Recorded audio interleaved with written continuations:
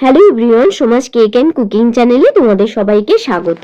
আজকে তোমাদের সাথে শেয়ার করব এডিবল ফটো প্রিন্ট কেকগুলো কিভাবে করতে হয় এবং কিভাবে করলে এই ফটোগুলো খুব সহজে পেপার থেকে তুলে নিতে পারো। দেখো, এই সুগার সিটটা আমি দোকান থেকে নিয়ে এসেছি, আর এই সুগার সিটের নিচে দেখো একটা প্লাস্টিক আছে, যেখানটা আমি অল্প একটু মুড়ে নিয়ে এইভাবে সুগার সিটটাকে টানলেই কিন্তু প্লাস্টিক থেকে অনায়াসে উঠে যায়। তো এইভাবে সুগার সিটটাকে তুলে নিয়ে আমি যে কেকটায় করব সেই কেকটা জাস্ট একটা মাপ নিয়ে সুগার সিটটাকে আমি কেটে নেব। আর এই সুগার সিটটা প্রিন্ট আউট করার একটা মাপ আছে, সেটা হলো যদি তুমি 4 ইঞ্চির মোল্ডে কেকটা বেক করো তাহলে কিন্তু তোমাকে সুগার সিটের যে প্রিন্ট আউটটা সেটা কিন্তু 1/2 ইঞ্চি বা 1 ইঞ্চি কমে করতে হবে। যদি তুমি সেম সাইজের করো তাহলে কিন্তু কেক থেকে ওটা বেরিয়ে যাবে।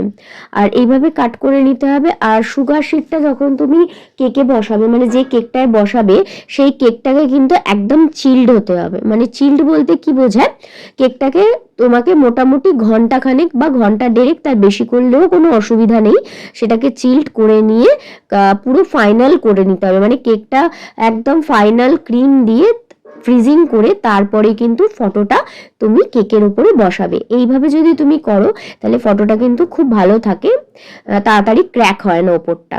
আর উপরটা দেওয়ার পরে হাতে করে ভালো করে ক্রিমের সাহায্যে এটাকে লাগিয়ে দিতে হবে, যাতে কোনো এয়ার না ঢুকতে পারে।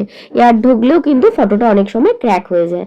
আর আমাদের এই ফটো প্রিন্ট কেকগুলো কি হয়, ফটো প্রিন্ট যেগুলো হয় সেগুলো ম্যাট ফিনিশের উপর হয়, মানে একদম গ্লজি থাকে না। তো এই গ্লজি করার জন্য একটা টিপস তোমরা অ্যাপ্লাই করতে পারো, সেটা হলো সামান্য পরিমাণে নিউট্রাল জেল। সেই নিউট্রাল জেলটা কিন্তু তোমরা এই ফটোর উপরে হালকা হাতে বলতে প্যালেট নাইফের সাহায্যে, হাতে করে তো আর লাগানো যায় না, তো প্যালেট নাইফের সাহায্যে তোমরা যদি এটাকে চারদিকে সুন্দরভাবে, ফটোটার চারদিকে যদি সুন্দরভাবে লাগিয়ে দাও তাহলে কিন্তু ফটোটা একদম গ্লজি হয়ে যাবে। দেখো ফটোটা কি সুন্দর গ্লজি হয়ে গেল। এইভাবে করলে কিন্তু ফটোটা একদম সুন্দর হয়ে যাবে। তো এইটা অ্যাপ্লাই করতেই পারো। আর একটা কথা, যে ফটোটা আমি 1 ইঞ্চি বা 1/2 ইঞ্চি ছোট কেন নিতে বললাম তার একটা কারণ বলেছি। আর একটা কারণ হলো সাইডটা দেখো আমি যে ছেড়ে করেছি, সেই ছেড়ে করলে কি হয়, আমার এই ধারে যে আমি ডেকোরেশনটা করব সেই ডেকোরেশনটার জন্য কিন্তু সাইডটা ফাঁকাই রয়েছে। যদি আমি সেম সাইজের করি তাহলে ফটোটা কিন্তু আরো বড় হয়ে যাবে, যার জন্য আমার ফটোর ওপরে ডেকোরেশনটা চলে যাবে, মানে ফটোটা দেখতে একদম ভালো লাগবে না।